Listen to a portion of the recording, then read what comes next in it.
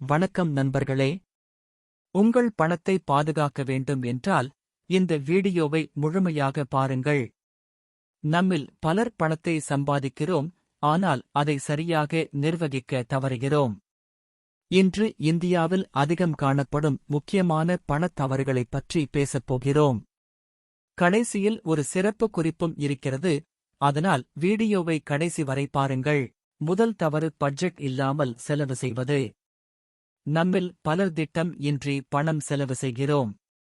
மாத சம்பளம் வந்தவுடன் எந்த கணக்குமின்றி செலவழிப்பது ஒரு பெரிய தவறு. ஒரு நல்ல பட்ஜெட் தயாரித்து உங்கள் செலவுகளை கட்டுப்படுத்துங்கள். இரண்டாவது தவறு, கடன் மற்றும் கிரெடிட் கார்டு. கடன் மற்றும் கிரெடிட் கார்டை தவறாக பயன்படுத்துவது. அதிக வட்டி விகிதம் கொண்ட கடன்களை தவிர்க்க வேண்டும். குறிப்பாக கிரெடிட் கார்டு மூலம் தேவையில்லாத பொருட்கள் வாங்குவது நம்மை கடன் சுமையில் ஆழ்த்திவிடும். மூன்றாவது தவறு, அவசர நிதி இல்லாமல் இருப்பது. மருத்துவ அவசரங்கள், வேலை இழப்பு போன்றவற்றை எதிர்கொள்ள குறைந்தது 6 மாத வருமானத்திற்கு சமமான தொகையை சேமிக்க வேண்டும். நான்காவது தவறு, முதலீட்டில் தாமதம் செய்தல். முதலீட்டை ஆரம்பிக்க எப்போதும் சிறந்த நேரம் இன்றுதான்.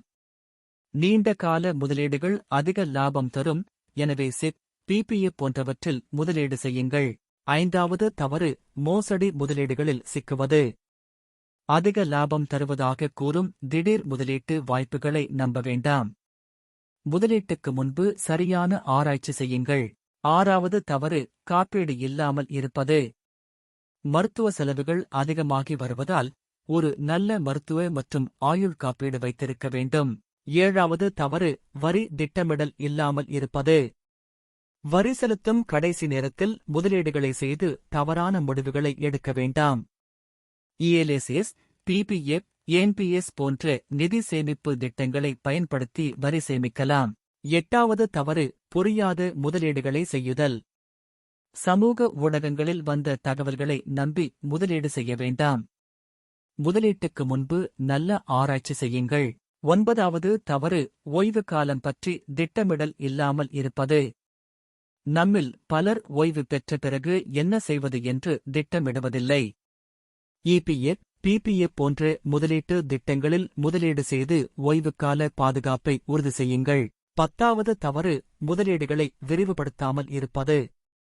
ஒரே ஒரு குறிப்பிட்ட முதலீட்டில் முழு பணத்தையும் போடுவது ஆபத்தானது. தங்கம், பங்குச்சந்தை, நிலம், மியூச்சுவல் ஃபண்ட் போன்றவற்றில் முதலீட்டை பங்கிட்டு பாதுகாப்பாக இருக்க வேண்டும்.